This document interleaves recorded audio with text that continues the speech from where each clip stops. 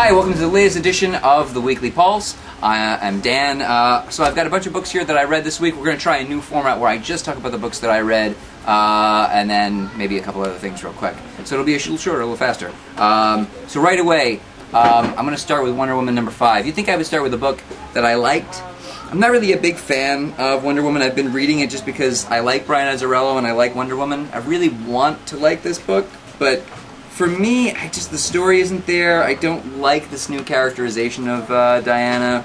The only interesting thing that really happened is the introduction of Poseidon and the whole concept that since Zeus seems to be out of the picture at the moment, there's all these different gods that are kind of vying to take the top spot.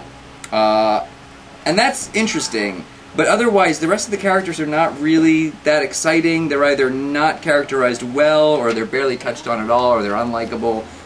So if you were reading this book, like me, out of habit, I mean, it's an economy that's a little tight. So maybe this would be a book I would consider dropping personally. But on the plus side, there's Supergirl number 5. And the thing about Supergirl is that it's been slowly getting better piece by piece. And what I like, unlike Action Comics, the whole mythology that's happening with Kara and how she wound up on Earth and what happened with her family and the person that's on the thing right there, but her mythology and the city that she was from, it's really interesting. My only gripe with this book is that there's a fight scene, and the fight scene ends up being a little more talk, a little less fight, and that I didn't love, but otherwise there's just a lot of interesting story stuff happening. So I'm really enjoying that book. Meanwhile, Birds of Prey, number 5. The good thing about this is you would think, oh no, Gail Simone's not writing this book, it's not going to be very good. Wrong.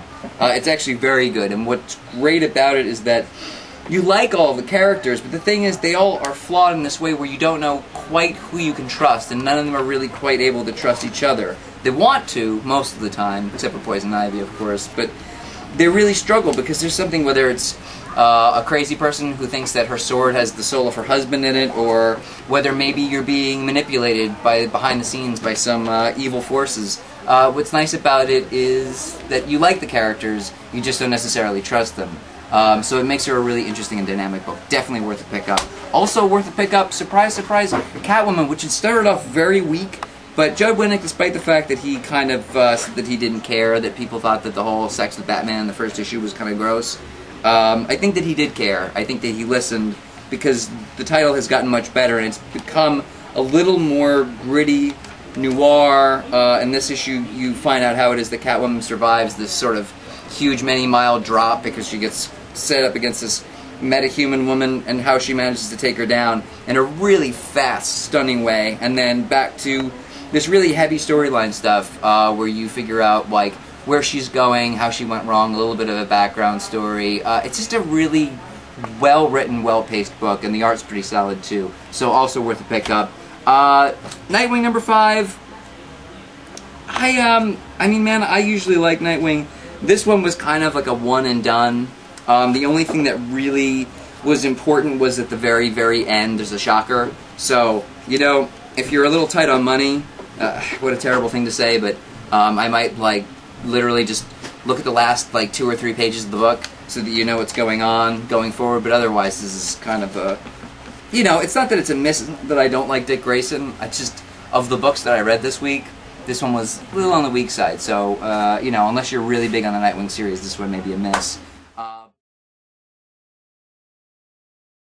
Let me see if I can find where it officially starts. It's right here. What they started doing is they started flipping the pages, and as you go along, you'll see they do a bunch of them in this direction, and then eventually they switch over and you start reading them like upside down. It's like you have to, I hate that. That's really annoying. Like, this is like, it was like a fun little quirky concept Scott Snyder wanted to pull off. I would say for this one issue, okay, you got away with it. I understand there was a reason for it, but don't do it again, Scott. Don't do it. Don't do it. This book is really good. Don't sully it. Especially since it's going to be moving. It's $2.99. Going to be $3.99 coming up in a couple issues, because they're going to have a backup story and this sort of ongoing arc that I think is going to stretch across a couple of books with this whole Court of Owls thing, which is, for my money, probably one of the most interesting things that they're doing with the DC 52. So definitely keep reading Batman. This is a great issue.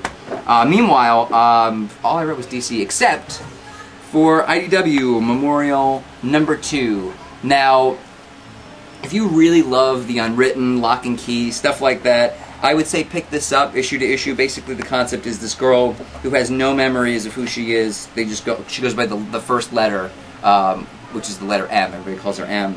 She gets this key that opens this door that apparently can take her anywhere. But there's all this stuff happening with this sort of hierarchy of people, all on different sides. These different realms of memories, realms of what could be, what can't be, what is.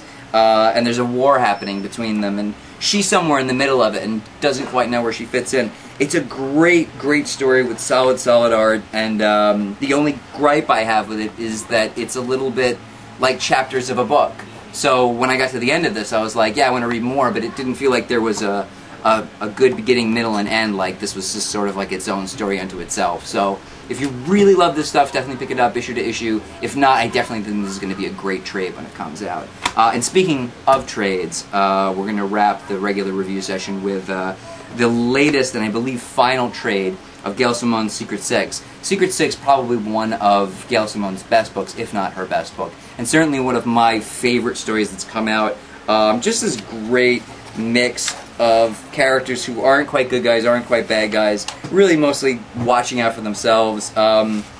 Definitely worth reading. The only problem is if you were starting at the beginning, let's say, you can very easily get Volume 1, Volumes 3, 4, 5, totally fine, but Volume 2, out of print for some reason. Hey, DC, maybe put Volume 2 back in print so people can read this, because it's a good book. Anyway, this came out, so if you've been reading this, definitely pick that guy up.